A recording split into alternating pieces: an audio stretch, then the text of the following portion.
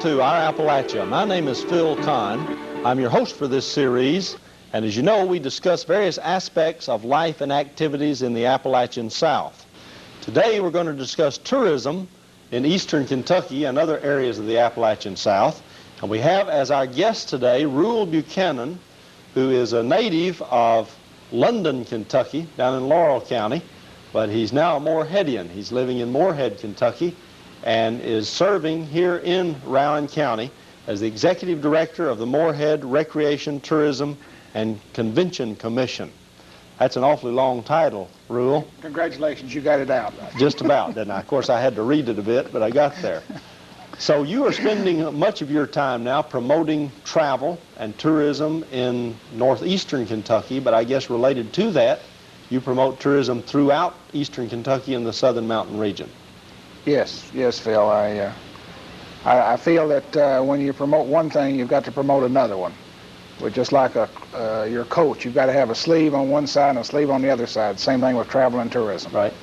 Now, when you promote tourism in eastern Kentucky, are you building on a long tradition? Has eastern Kentucky been a traveler's destination or a tourist haven for many, many years, or is this something relatively new?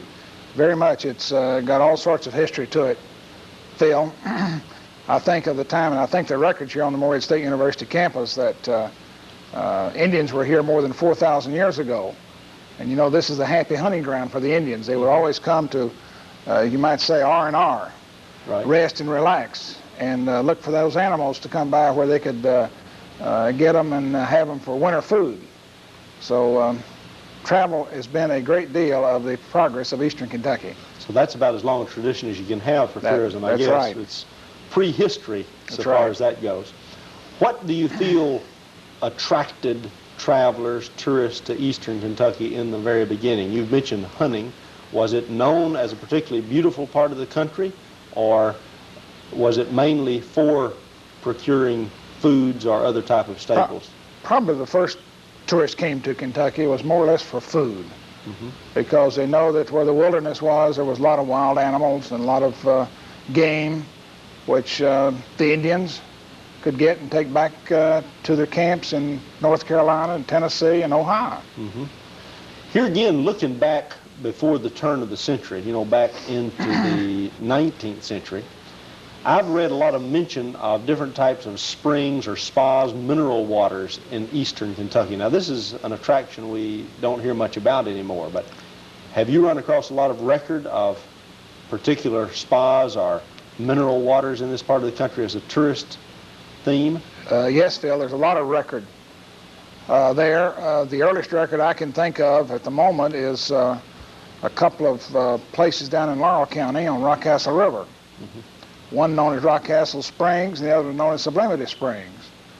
I believe it's Sublimity Springs has been covered by Lake Cumberland now. Rockcastle Springs is the oldest one, and the record is that people would come by train to Crab Orchard, Kentucky, which is in Lincoln County, ride a stagecoach to London one day and ride out to Rockcastle Springs the next day. And they would get out and play in the water and fish and just have a relaxing time up there.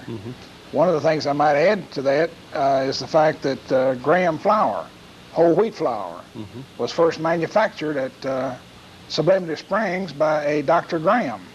And we know today, well, I knew growing up as Graham flour, which was whole wheat flour. When they speak, though, of these springs, spas they're often called, or you know, they just talk about the waters of a certain area, what type of activities built up around these large springs or watering holes? Was it just a matter of bathing in the water? Or? No, they had family competitive games. I think of croquet. I think of horseshoes. As the people came, they played against each other. Of course, they didn't have any tennis at that time, but bowling on the greens. They had bowling back in those days, and just a lot of things that we've probably forgotten about today. But it would start off just as a natural site known for the quality of its water, which was a major concern, I guess, back then. Right. And then the social activities would kind of build around that general thing. That's right. If you care for me to mention a little bit about those hotels, They were in a rectangular shape, 2 floors. Both floors had a porch going all the way around them. Then they had a cross hallway inside, which the rooms, every room walked into a hallway or to the porch. And then the bottom floor, 25% of the bottom floor was their dining facilities.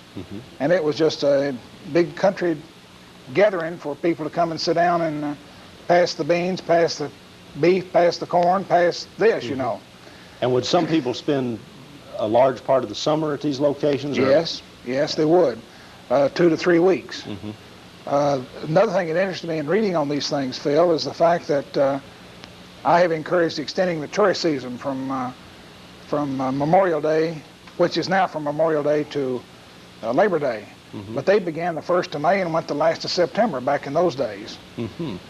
And we need to get it increased too in this area. But it was clearly the whole notion of rest and relaxation, just getting away, unwinding, doing very little of anything except social exchange. Social exchange, that's what it was. Now, back before the turn of the century, the transportation arteries into eastern Kentucky, though, were very limited. I mean, there weren't very good roadways. I guess there were some roads. And the access was relatively difficult. But you say that there were railroad spurs pretty much designed to get you to certain tourist sites? Or was this pretty much just a side benefit? No, it was, they were built, for example, that one from Louisville was built to Crab Orchard just to take care of the people at Crab Orchard Springs. And then that was getting along so good, the people down in Laurel County decided to put up a Springs hotel there. And then they ran them a stagecoach from Crab Orchard to Rockcastle Springs, which is a distance of about 40 to 50 miles, but a 2-day trip. And at times, I guess they would put together an entire train load. It'd be kind of an excursion idea, which in contemporary times, I guess, would be called a tour. I would have to imagine that, yes. Right. Well, I know even here in Rowan County, I've read about excursions that were sponsored by the Morehead and Morgan Fork Railroad.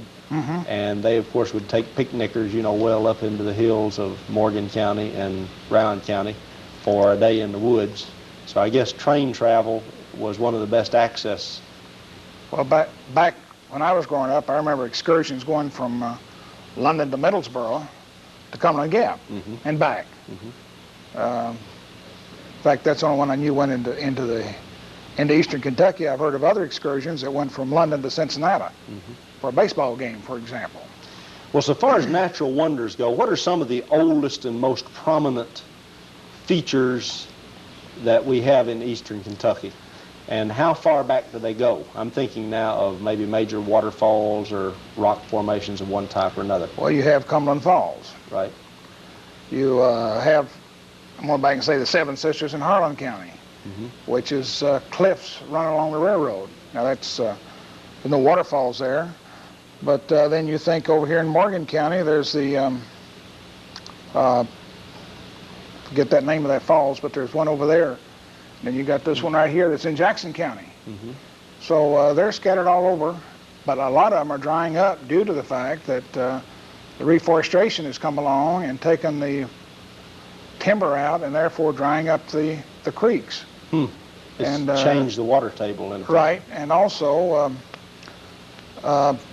people use these waterfalls for recreation places and gathering places for family reunions and stuff during the early part of the century. Of course, a lot of people talk about tourism and the importance of travelers' dollars in eastern Kentucky, but I don't know that eastern Kentucky really stands out as compared, say, to Florida, which is a totally different tourist experience, or even, say, western North Carolina, so far as the southern Appalachians are concerned.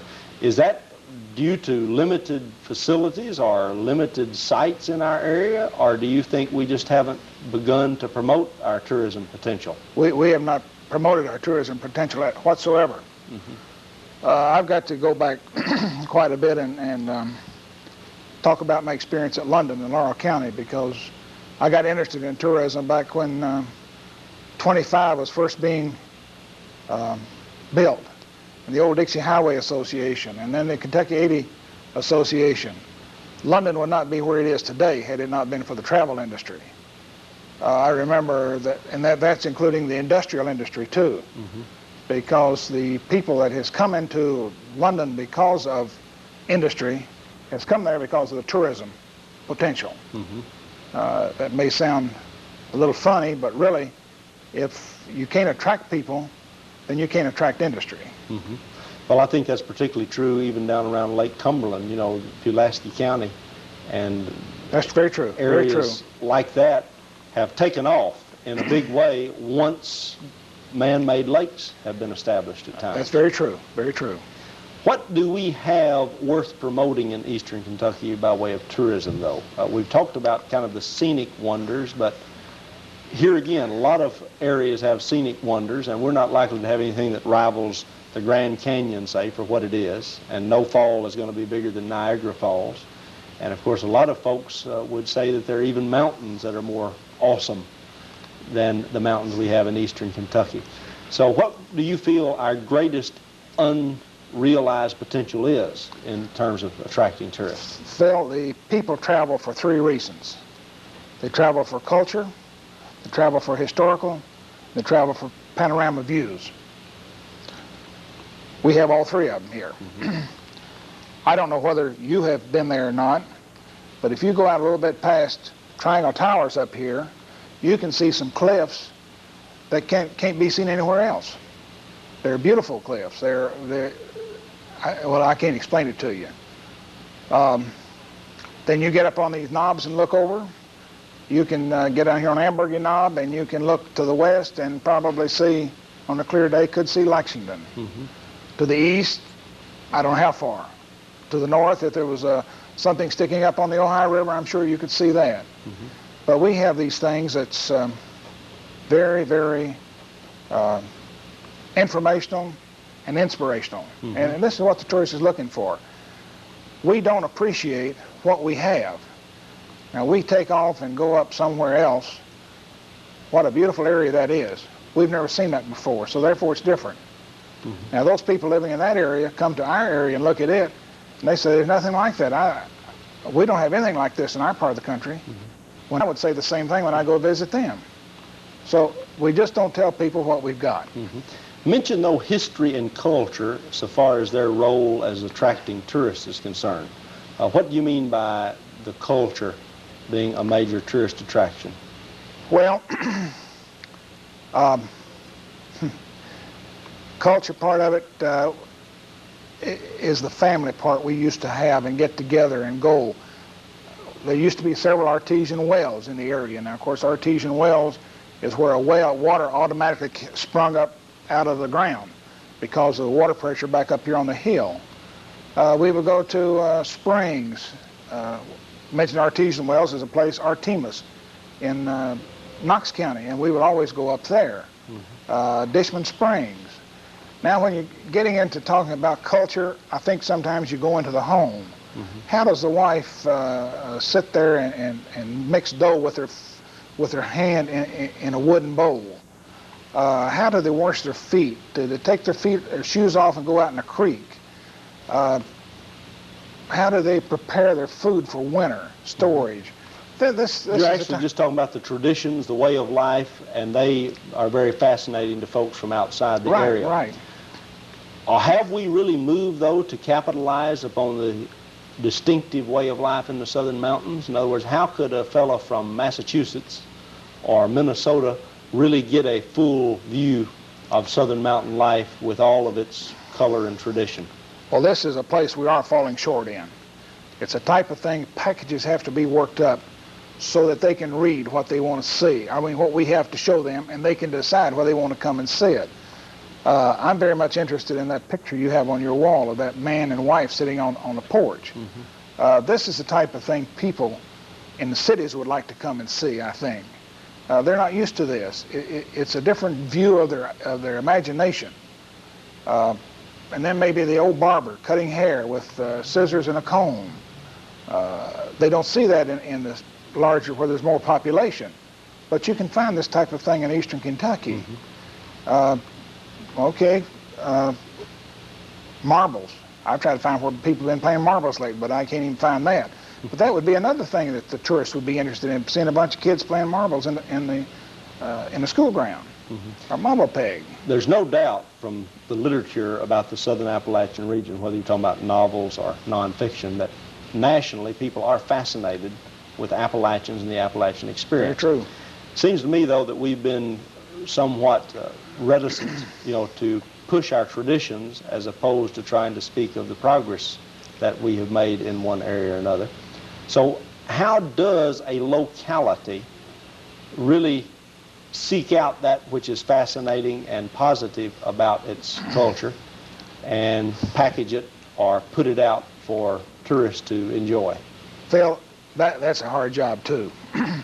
I worked in London and we finally got a Laurel County history, which was about 170 pages. Now, we had in there such things as the automatic rifle that John Mullins, who was a building contractor, invented, and the United States Army used that for, well, up through World War II. Now, whether they're using it or not, I don't know. Then I come to this area, and I think of the first airplane flight. I think of the first moving picture projector was made here in Morehead. Now, where's the first airplane flight? It was in Carter County. As opposed to Kitty Hawk, huh? As opposed to Kitty Hawk. It was about 10 years prior to that. And then the first plumbing of any home was in Carter County. Both of them with a fellow named Sellers. And the point is that even local folks aren't aware of those. Aren't aware of what's going on, that's right. Now, another thing I meant to mention too, we had at one time 4 railroads in Round County.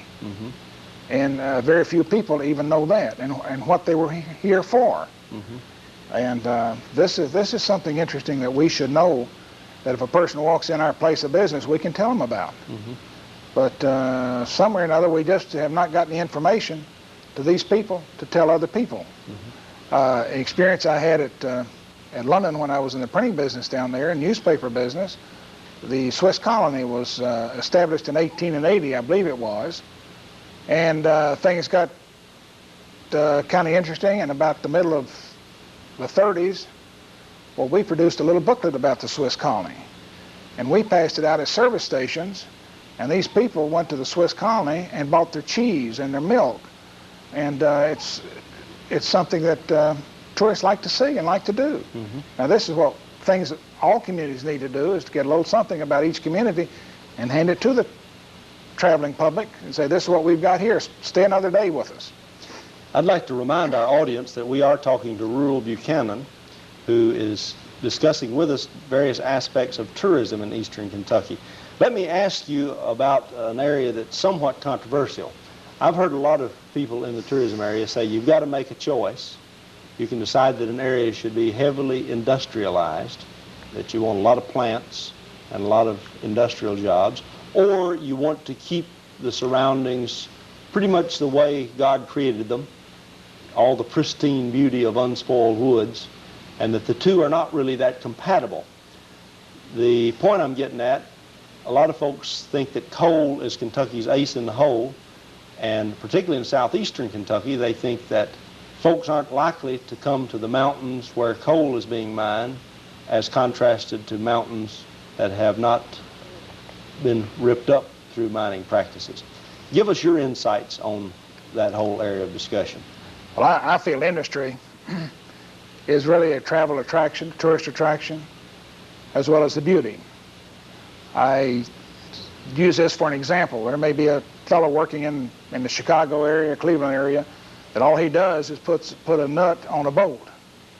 Now that's industry. But yet he'd like to see how other industry works. And he can come down here and look at the coal business and see how you mine coal, how you wash coal. I don't think anyone ever thought about having to wash coal. But and then also how it's brought out of the mine and how it's ground to certain sizes for certain types of heating purposes. But now, do you just let this kind of exchange between a visitor and a local industry take place, or is this something that you need to provide for, through museums or tours or what have you? I think this is something we should provide for, but right now we're unable to do it. I mentioned to you before, one of the most fascinating things in this area to me is the Jacy Wells Lumber Company out here. They've got a machine that drives 57 nails at one time into pallets. Visitors are welcome out there, but they need permission to go call and ask for permission. But this is a type of thing that the people in the cities and the areas, it's something different. Even the guy from Lexington might be interested in coming over and watching this one machine drive 57 nails and make one pallet by one whack of it. Mm-hmm.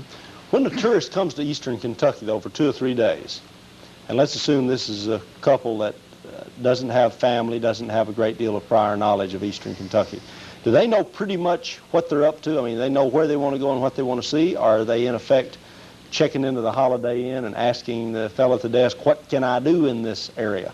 I would say most of the people, Phil, that come to the area really know what they want to see and what they want to ask about.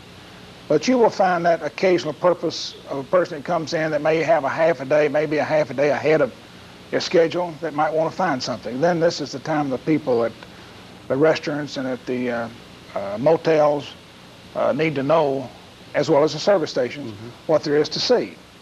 What about the festivals that have been developed in our area in the last 10, 15, 20 years? Have they really enhanced our overall tourism draw, or are they pretty much limited to people from the immediate vicinity? Well, Phil, there's several festivals that do attract people from great distances. And then there is festivals that only attract the local people. These are things that could be added to and developed into great tourist attractions.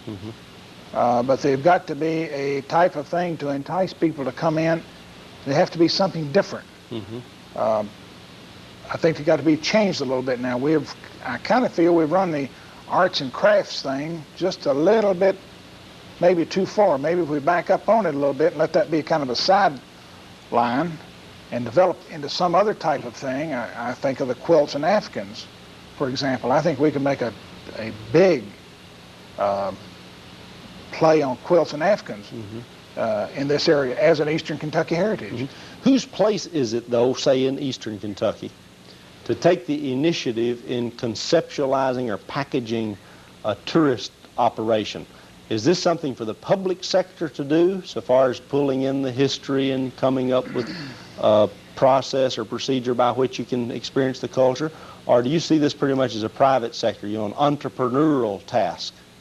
Well, Phil, as I've said many, many times, the travel and the tourist industry is the last mom and pop operation. In other words, a mother and dad can put up just a little bit of money and go into a business of their own. Now, they do not have the money to go out to do a huge amount of advertising. This is where I think the public sector comes in.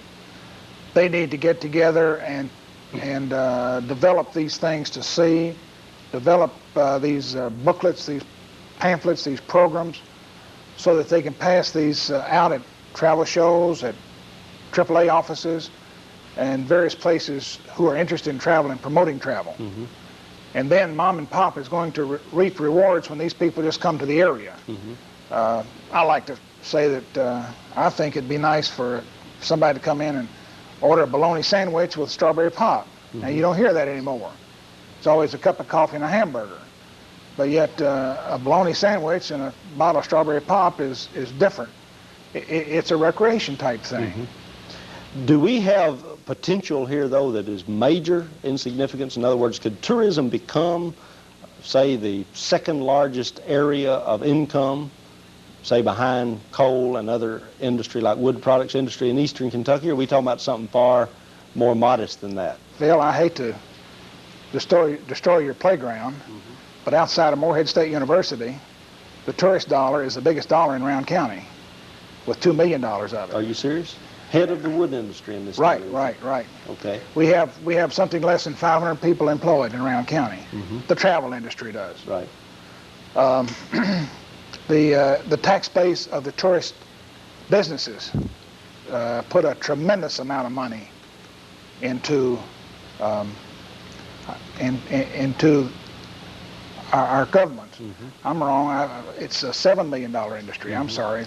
It's a $2 billion industry in Kentucky and a $7 million industry in Morehead, Round County. So tourism, or actually you have to be a little broader, you have to say travelers' dollars, because now I think we have a lot of people who would not be called tourists in terms of their R&R orientation. Maybe they're more just business people traveling or mom and dad coming to see their kids, but you're putting tourist dollars with traveler dollars and not differentiating among the two in those statistics. It's hard to separate, really. No real very purpose very to it, I hard don't to guess. separate. Right. But the whole travel industry is huge in this county, evidently. Tell me along those lines about tours. I'm seeing more and more in large newspapers, package tours, you know, to see the autumn colors in New England or to see the cherry blossoms in Washington, D.C. Is this approach to travel becoming common? I mean, a whole gang of folks in a bus as opposed to a couple in a car? Very, very much so, Phil. I think it's two groups of people do it. One group is probably the middle income group who don't have the money to travel a great deal, and also then the senior citizens. Mm-hmm. Then I go back and think of the gentleman in Bardstown who has the old stable over there, who his business is built on the tour business. Mm-hmm. And the first year he was in business, about 4 years ago, he had 6 bus tours. Mm. Last year he had over 1,200 bus mm-hmm. tours that he fed. And he's also getting ready to build a motel over there strictly on the contracts he has with bus tour operators. Mm-hmm. Don't we in eastern Kentucky, though, need to be far more aggressive in trying to get tours to the area? I don't see eastern Kentucky mentioned frequently in these package tours. I might have to get politically on this, Phil. But we have a great potential for tours. Mm-hmm. And I have been working with 2 or 3 tour operators in the Louisville area to try to get them to come over here and spend a day with me to let me show them what we have. It's awful hard to sit down and tell them what we got, but they need to see what we have. Right. Well, thank you very much. I've been with Reuel Buchanan, and we've talked about tourism in eastern Kentucky. It's been a very interesting discussion, and we see that we have a tremendous amount of potential in this area. So I want to thank you for joining us and watching Our Appalachia. Join us again as we discuss another interesting aspect of our life and our heritage here in Appalachian South. Thank you, Bill. Thank you.